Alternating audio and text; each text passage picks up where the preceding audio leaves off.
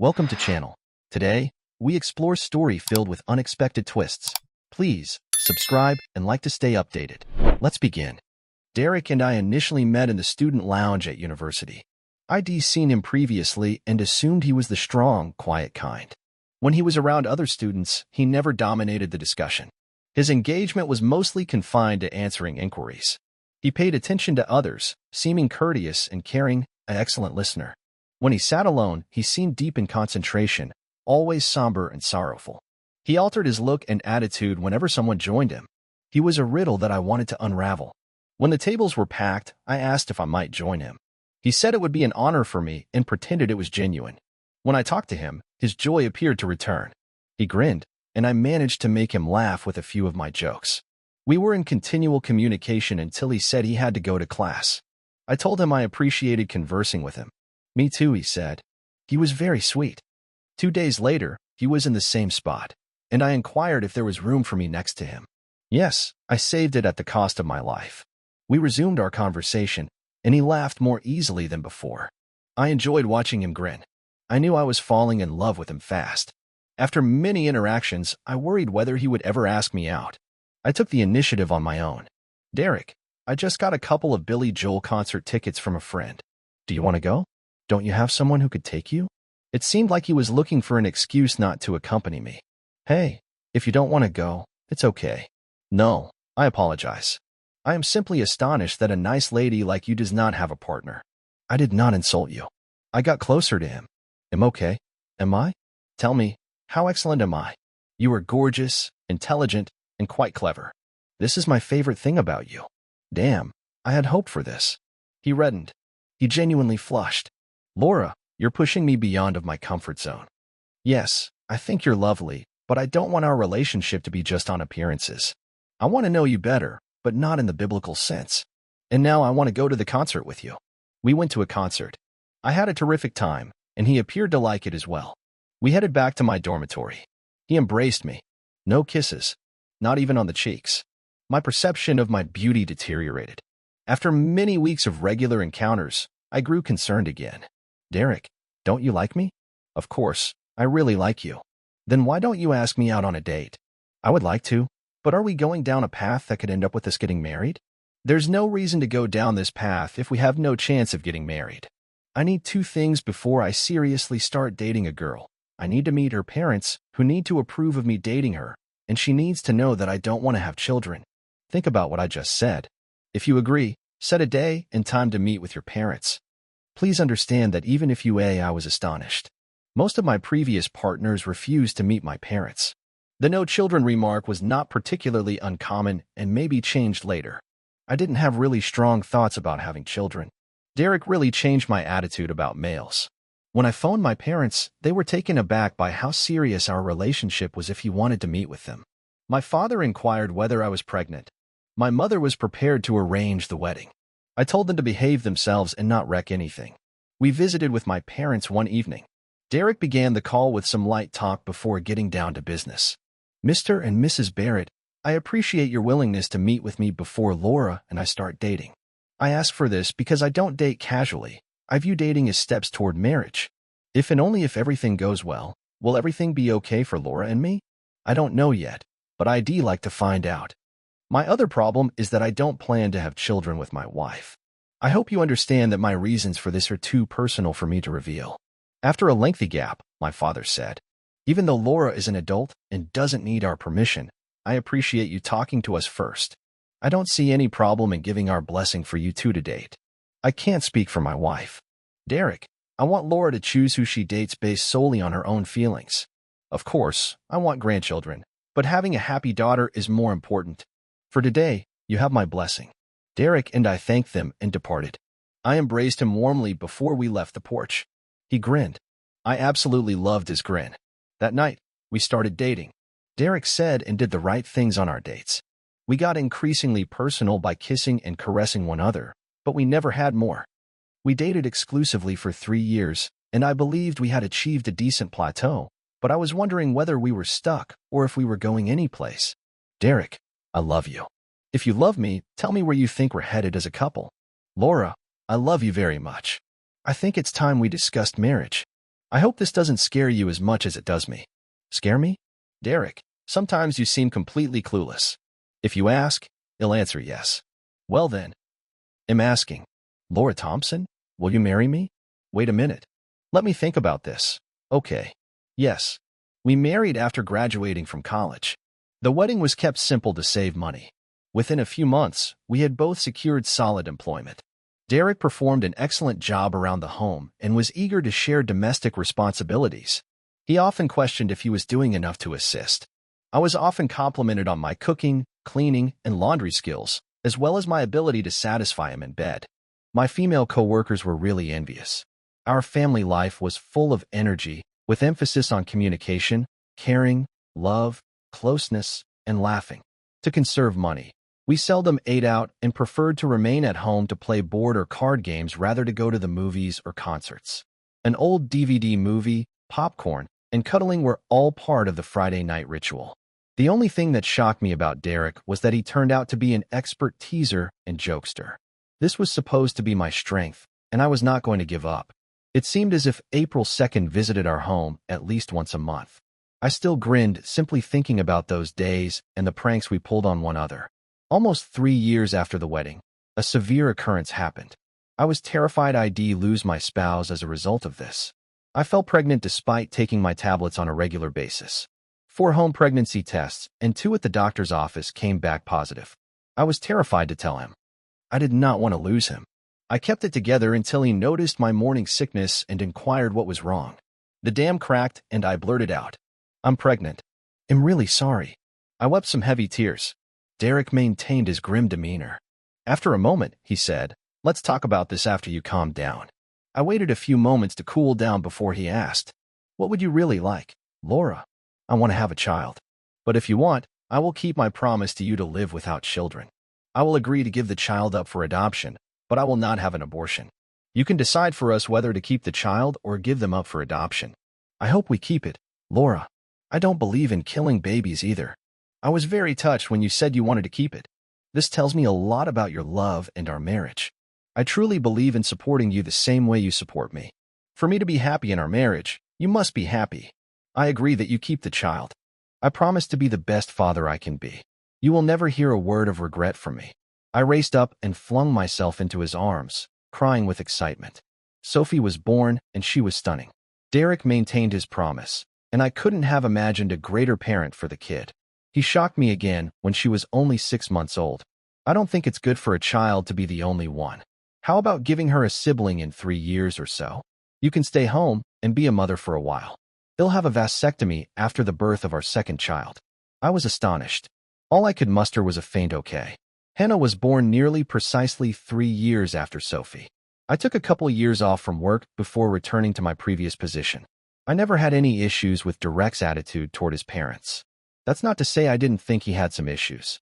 I simply wasn't sure what the issue was or how to solve it. Derek, like he had done at university, sometimes sat alone in his chair, lost in thought. This would sometimes cause him to cry. As beautiful as he is in every way a spouse should be, I had the sensation he was keeping something from me. Our marriage. We are a family. He did not seem totally prepared to be my husband and the children's father. Because I had more positive tales about my spouse and my married life than most of my friends had, I thanked my fortunate stars for what I had. With one daughter in college and another on the way, I reflected on life as an empty nester. I recalled how wonderful courting was before marriage, as well as the closeness I felt with Derek throughout our first year of marriage. For the first year, we hardly left our bedroom on weekends. 2 children, a job, and paying expenses year after year appeared to sap the excitement of the marriage, like a balloon losing helium.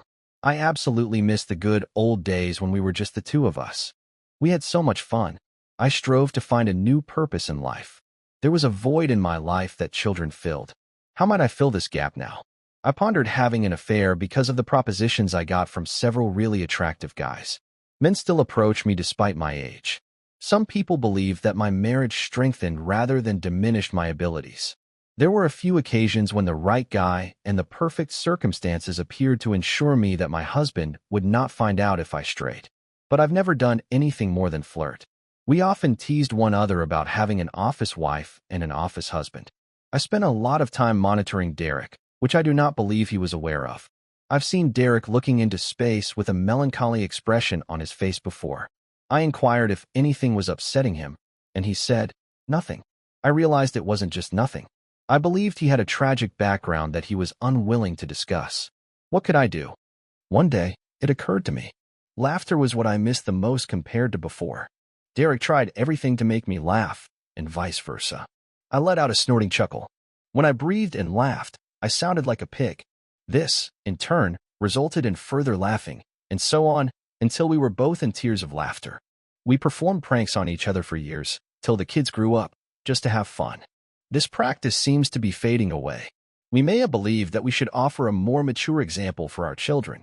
Now I felt it was time to restart the freebies, particularly since April was approaching. Our marriage may be revived. I spent the weeks running up to April 2nd planning my giveaway. I mentioned the new guy in the workplace and how all the ladies were smitten with him. I boast about how Ethan danced at a business party Derek couldn't attend. I began spending extra hours at work and hosting a bachelorette party once a week. When I arrived home, I had a shower before going to bed. I nagged him about finishing his duties. I grumbled that I had to repeat several of his duties because he completed them incorrectly. I destroyed several of our meals by overcooking, undercooking, or otherwise. Despite his angry appearance, he had no complaints. However, he seemed to be about to burst. When the 1st of April came, I was nervous yet prepared. The doorbell rang at around 6 p.m. Derek opened it. "Either way, this is probably for you," I told you. "Really, Laura? I guess it doesn't matter that you're only 10 feet from the door. I'm tired. It won't kill you if you do something nice for me for a change." Derek hesitantly approached the door. I knew exactly what was waiting for him there. A lady of our age stood there with a bundle in her hands, her head down. She didn't look like what I expected a server to look like. Derek welcomed her. "Can I help you? Are you Derek Matthews?" She gazed at her feet. "Yes. Could you show me some identification?" He took out his wallet and produced his driver's license. The excellent part was about to arrive. I nearly laughed with anticipation. "Did you go to Lincoln High School?" she said. I was startled. Why did she ask that? It was not part of the script. "Yes. Why do you ask? Have you met a girl named Rachel Morgan? What's going on?" I jumped up and moved towards the door. Derek was furious, but ultimately responded, "Yes, we met," but then she left. The lady lifted her head and stared into his eyes, her cheeks smeared with tears. "I'm alive, Derek. I'm here and more alive than ever." Derek gazed at her again, his eyes widening. I thought he was going to faint. "Amanda? My God, is it really you?" Her face was now full of tears. "Yes, but your parents told me you were dead. They said you committed suicide because of me. It was a lie to keep you from trying to find me." Derek stretched out and drew her towards him. They shared hugs and kisses. "It seems like they would never stop. I thought I would never see you again in this life. Please, come in before I have a heart attack." They proceeded to sit next to one another on the couch. I moved over to my deep chair. They held hands and laughed like two excited teens. I was totally disregarded, which made me furious. I interfered. "Excuse me. You too. Derek, can you tell me what the hell is going on here? Who is this woman, and why are you groping her from all sides?" "Laura, this is Rachel Morgan, my first and only true love. I never told you about her because it brought back too many sad memories for me. I thought she was dead. Her presence here is a miracle to me. Your one true love? I'm sorry, who am I then?" Amanda and I were totally over heads in love in high school, and we were confident we would marry and have a family after finishing college. Her parents were quite traditional, and they were opposed to me as a future son-in-law, so we weren't even permitted to meet. Amanda sneaked out of the home late at night. When everything was outlawed, intimacy became less taboo. We were planning to be married shortly. One day, I ran out of protection, so we took a risk. Amanda became pregnant. We intended to flee and marry, but Amanda was too young to sign for herself. We needed at least one of her parents to sign the contract. We hoped that her pregnancy and my desire to marry her would persuade them to sign, but as soon as Amanda informed her parents, they took her away. Until recently, I had not heard from her. Several months after they departed, her parents contacted and informed me that Amanda had committed suicide because she had an unmarried kid. The child died when she did. Derek looked to Amanda with tears in his eyes. "Amanda, what happened to our child? Did you have an abortion?" "I didn't want to, and my parents wouldn't allow me anyhow. They made up a tale and told everyone that my husband was murdered while serving in the army. Actually, our kid is in his last year of college. He has my brains and your athletic physique. I hope you can get to know him soon. When I told him about you after my parents' funeral, he said he wanted to meet you as soon as possible. What's his name? I wanted to name him after you from birth, but my parents wouldn't let me. Until recently, his name was Zachary. I have legally changed his name to Derek Austin Matthews Jr., with his full permission. Derek was weeping like a baby. Of course I do want to meet him. Someone, pinch me. I cannot believe this is happening. I spoke. I can't either. Derek, we've gone far enough. Please ask this individual to leave our home immediately. You and I need to talk about a few crucial subjects in private. Derek's face was full with fierce resolve, something I had never seen before. No, I lost Amanda once, and I will not lose her again. I sat there in astonishment. Derek proceeded to ask questions. Amanda, what happened when you were taken away? My parents issued an ultimatum. Go with them, or they would never support me again. Derek, I was a pregnant adolescent who relied only on my parents for financial assistance. You didn't have enough money to feed yourself or your family. It pained to leave you, but I didn't have many options. I went with them and honored my commitment to never contact you. I had to agree to this so that our kid would not be placed for adoption.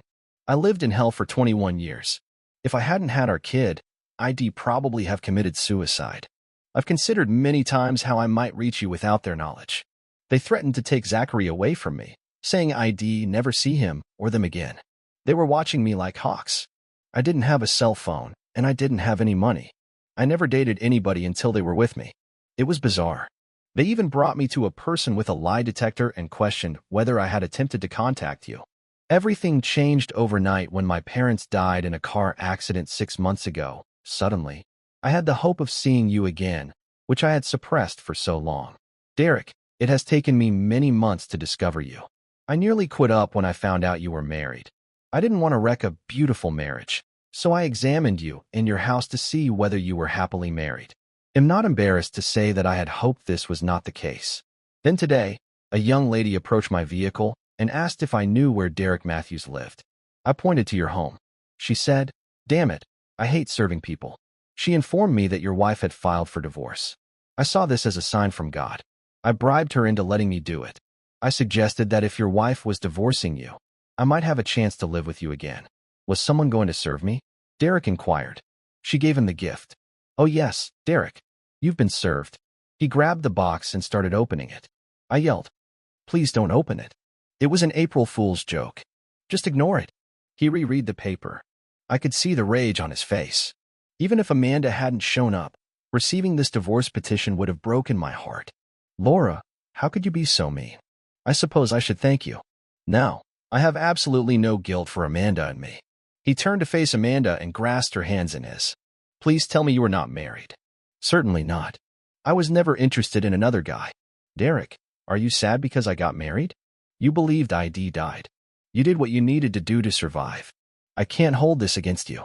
Rachel Morgan, will you marry me? I yelled. What did you just say? Oh yes, Derek. Yes. Yes. Yes. They embraced. You can't marry her, damn it. You're married to me. Not for long, he said. He pulled out his pen and signed the paperwork. Well, the marriage is over. It won't work. I'm going to give up on the divorce. We are still married. Great. I'll simply submit my own documentation as soon as possible. I will be as fair as possible. Amanda spoke up. Derek, don't quarrel about money. I have a wonderful work, and my parents left me a large sum of money. You could leave all your money to her, and we'd be fine. I was furious. What about me? I want be okay. The main thing I need is him, not his money or property. Damn it, Derek. We've been married 21 years and have 2 children, for God's sake. How will the females react to you leaving me for an old girlfriend? Laura, I have your divorce petition in my hands. This strongly shows that you no longer desire me as a spouse. You've made it apparent that the new man at work is the one you want, and you've probably already gotten together. I believe the girls will understand after I give them the whole tale. In the long run, they will probably come to love Amanda and their new brother. I told you it was an April Fool's hoax. I did not mean to divorce you. The new man at work is just a fiction. I just wanted to be stupid and play one of my pranks. I wanted to bring some spark back into our marriage. I am concerned you suffocated the flame that was there. If that's really the case, I think what you're doing is more of a you don't want me until someone else wants me provocation. Amanda, give me a minute to gather some things. He went upstairs to our bedroom. We sat two ladies. His real love. He also has a foolish wife. Depending on your perspective, you may call her an ex-wife. Amanda spoke up. Mrs. Matthews, I apologize for upsetting you so much, but Derek and I have something forever. I believe our reunion was meant. Just be glad you had so many years with him. Do you want to spend those years with him instead? These 21 years have been sheer pain for me. I love him more than life itself. You, stealing husbands. I have to kill you. No threats, bribery, delay tactics, or anything else will deter us today. This is the moment I've been waiting for far too long, and am not going to give it up for you or anybody else. We deserve a chance at some happiness in our lives. What about happiness in my life? What did I do to deserve this? Why are you whining? I would never have approached him until I found out you were divorcing him. Are you deaf? That was a joke. An April Fool's joke. You are pitiful. How can you torture the one you claim to love more than anybody else? You're really mean. I hope we never see you again. Do not count on it. I will fight this scam tooth and nail. Derek arrived with a few suitcases packed. He turned to face me. I realized this seems abrupt, but thinking about Amanda was what made me appear pensive and unhappy at times. I reflected about everything I lost when Amanda and our baby died. Laura, I cared profoundly about you and our marriage until the final several months. Honestly, I'm not shocked you filed for divorce. It was clear you didn't like me anymore, and you believed you had better alternatives among the guys in your workplace. I suspected you of cheating during your work-late sessions. As I said, I will be fair throughout the divorce. I think it would be better for us to no longer have any contact except through our lawyers. Amanda, can we go meet our son now? Of course, my love. They kissed. I couldn't recall him ever kissing me that passionately. I observed as they walked to their automobiles. She was first, and he followed her heels. So much for my April Fool's hoax. And then it occurred to me. You idiot. It was Derek's April Fool's joke on me. I began laughing. That son of a pistol has grabbed me. He got me good. I anticipated them to return at midday, gloating about how they had duped me. But no, they weren't present in the morning either. Damn that. They're really playing the prank. I only understood it wasn't a joke when I got his divorce papers. I attempted to fight the divorce, but after 7 months of dealing with counteroffers, it became evident that the three of them had already formed a new family without our divorce being formalized. I gave up. We sold the home. I became closer to the daughters, who, unfortunately for me, enjoyed their new stepmother and elder brother. They believed that the miraculous reunification of their father, his true love, and his son was a major event. All of this, of course, did not make me sympathetic. In the years after our divorce, nothing has changed in my life, except for my grandkids, with whom I try to be as pleasant as possible during family occasions. My worst time is when April 2nd arrives. It reminds me of what occurred. It wasn't entirely my fault. Who the heck reunites with his long-lost girlfriend and kid, both assumed deceased? We may have split otherwise, but my prank made things much simpler. I no longer participate in April Fool's Day pranks. Write about how you enjoyed the narrative and how you felt about the character's behavior. Now let's move on to a fascinating tale regarding divorce procedures. Derek and Vanessa Mitchell, who have been married for 11 years, spent an hour and a half in their first court-ordered three-way consultation. Derek was only there due to his lawyer's persuasion. Post-nuptial agreements were a relatively new concept in the legal system, and Derek's lawyer wanted to make sure everything was in order. The consultant and Vanessa had been conversing for the preceding 90 minutes, while Derek sat with his lips pursed, clutching a paper and pen. He sometimes scribbled something down in the notepad. Helen, a seasoned counselor, was moved by Vanessa's pleadings and impressed by her willingness to take full responsibility. She was allaying Derek's anxieties that her adultery meant he had failed her somehow. Vanessa also avoided many of the common justifications used by others in her circumstance. Helen was relieved that Vanessa took this method, since Helen had advised it when they met for a single session 3 days previously. Vanessa eventually became quiet, and the only noises in the room were the gentle ticking of the analog clock on the wall to their side and Derek jotting his notes on a notepad on his knee. Helen let the stillness linger.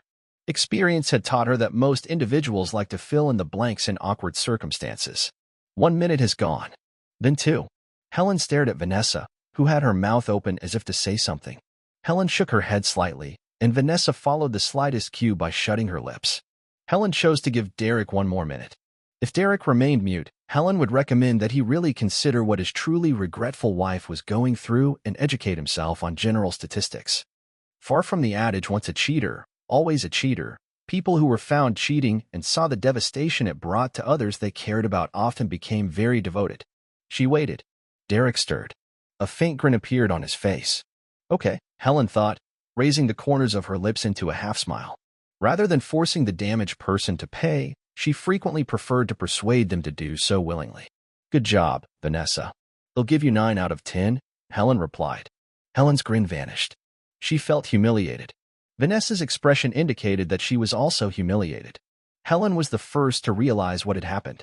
So, Mr. Mitchell, there's no need to be disrespectful. Your wife has revealed her innermost portions here. As you know, I talked with her privately earlier this week, and she is really embarrassed that you caught her doing this and horrified by the hurt she caused you. As she said today, her co-worker was an experienced Lothario, and she was just unable to resist his approaches. I can assure you that with both of your blessings, if you forgive her, I can work with her to give her the strength and knowledge to ensure that this never happens again. Derek just sighed. They say you can lead a horse to water, but you can't make it drink. Helen frowned. I don't get the clue, Mr. Mitchell. Are you suggesting your wife cannot learn to defend herself, and hence your sentiments in the future? No, not at all, Miss Clayton. Helen said. How long have you studied at university? 6 years. I finished my master's degree. 6 years? And you've obviously learned everything, Helen added, her tone plainly annoyed. She straightened up. Excuse me, Mr. Mitchell. That was rude and completely inappropriate. Do you think so? Derek took out an electronic gadget from his pocket and tapped a button, anticipating further protestations. Vanessa's voice emerged from the gadget, pleading for pardon. She said it was a one-time error and that Derek could take it to the bank. They listened as she confessed how much she had wounded him and how sorry she was for causing him such agony. Helen's furious voice halted abruptly. Are you aware of how uncomfortable and improper it is to videotape our session? Not only is it uncomfortable, but I think it is entirely unlawful in this state to record someone without their knowledge and agreement. And I certainly do not intend to agree with that. Derek stayed calm. It's okay because Patricia agreed. Helen was too upset and ashamed to see Vanessa had successfully imitated a statue by lowering her chin to her chest. Helen couldn't recall when she'd been more insulted. Who the hell is Patricia? Derek's voice stayed steady. She was our consultant 3 years ago, when I discovered Vanessa cheating. It was recorded then. Vanessa continued to stare at the floor under her feet. Derek watched with delight as he and Helen competed silently to see who could flush the most brightly. Annoyed, Helen pondered on how effectively she had been duped by the skilled cheater. Perhaps her humiliation was alleviated by the realization that the first person Vanessa persuaded with her falsehoods was herself. Derek saw the uncomfortable silence of both ladies as a chance to terminate the charade. Just so there is no doubt. Vanessa, I will completely adhere to the provisions of the marriage deal you signed 3 years ago. This means you leave my house with only your personal belongings while leaving behind all the jewelry I bought you, including the 2 rings you are wearing now. Derek stopped, allowing himself to mentally repeat his last phrase with delight. In a sense, I guess I should thank you. If I divorced you 3 years ago, the courts would have awarded you half of everything. And now you won't get anything. The only downside was that I had to swallow my pride for a time. Don't worry, you didn't injure me too much this time. Regardless of what a competent counselor says, I believe I knew you'd cheat again. That's why I never became truly emotionally invested in our relationship again. Vanessa remained mute, looking at the floor. The severity of the penalty and loss had yet to sink in. Helen was embarrassed by her ignorance and trembled at Derek's chilly dispassion. Clearly, he was as emotionally unaffected as he claimed. Perhaps he was an even greater actress than his wife. Neither wife said anything, and the aggrieved husband proceeded. Give me 24 hours, and I'll store your belongings in a box. I'm not sure where you'll go or what you'll do, but I really don't care. The locks will be changed in an hour, so please do not disturb us both by banging on the door. If you attempt to rally your family and friends against me, the video clips I have of you and your boyfriend will magically appear in the inboxes of everyone you know. And I mean everyone. I'm sure at least some of them won't be so understanding when they hear you squealing as Logan pins you on our marital bed. Derek stopped to control his fierce fury. After a dozen deep breaths, he recovered control. When the divorce is finalized, we can discuss your visits with Chloe. Sign the divorce papers this week, and I will be lavish with visits. Resist, and you'll only be able to kiss her goodbye. Helen's ears pricked up at hearing these words. Vanessa's head jolted up, her eyes filled with dread and rage. Helen was not immune to either response. Vanessa made no mention of her daughter throughout either their solo or combined session. But at the time, she appeared like a classic modern-day narcissist. She was so self-centered that all she thought about was what she may lose. Everything else had dissolved into the background. Helen glanced back and witnessed Vanessa's agony as she finally found the words. But you cannot take my little baby away from me. She needs me. I cannot live without her. Vanessa's twisted face reflected the tremendous sorrow she felt as a result of her soon-to-be ex-husband's statements. Helen thought, if only these idiots had considered the consequences of their actions before committing their various crimes, I would be out of work. She reached out and pressed her palm against Vanessa's, attempting to prevent her from entirely breaking down. Derek talked quietly after demonstrating to the expert that he was an emotional dead fish. Maybe you should have thought about that before you were, quote, seduced by an expert. Everything is plainly mentioned in the contract. It says if you screw up again, you'll lose everything, including custody of Chloe. But she needs me, Vanessa said, her voice breaking with desperation. Vanessa, she is 14 years old. I will do everything as good as you. In any case, this is not the place to hang our filthy clothes. You cheated. I took you back. You signed a contract after the wedding promising never to wander again. I thought something was wrong, investigated, and once again discovered you playing the fool. Do not commit a crime if you cannot bear the repercussions. Isn't that what they say? Derek rose up and glanced down at his soon-to-be ex-wife, who was now kneeling on the floor, hands clasped and begging, tears flowing down her cheeks. Her troubled look revealed to everyone in the room that, for the first time in this whole sordid event, she may have felt guilt. The repercussions of her impetuous acts were now becoming apparent. Vanessa dashed ahead, her voice shaking, using every last ounce of power. You will not take my Chloe. They'll fight you every step of the way.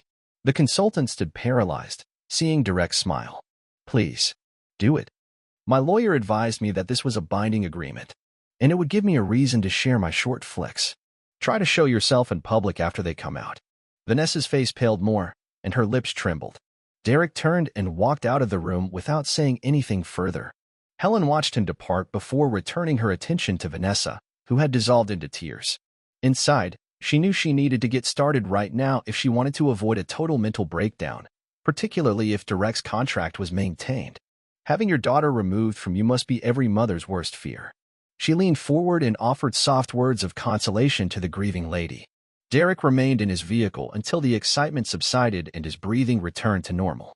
Then he went home, stopping at the grocery and liquor shop to get a bottle of whiskey for himself and a wonderful piece of salmon for dinner, Chloe's favorite. Tonight marked the beginning of a new chapter in their lives together. What he did tonight was crucial. He hesitated with his hand on the front door knob, intending to maintain his daily routine as much as possible for Chloe's sake. Derek pushed open the door and spoke loudly, fully conscious of Chloe's deteriorating hearing. Chloe? Walkie-talkie. An ancient terrier dog sprang out of its basket, wagged its tail so furiously that its rear paws slid on the flooring, and approached its owner. Thank you for watching. Can trust be fully repaired after betrayal, or are certain scars too deep to heal? Please share your ideas in the comments below. Don't forget to like, share, and subscribe for future tales.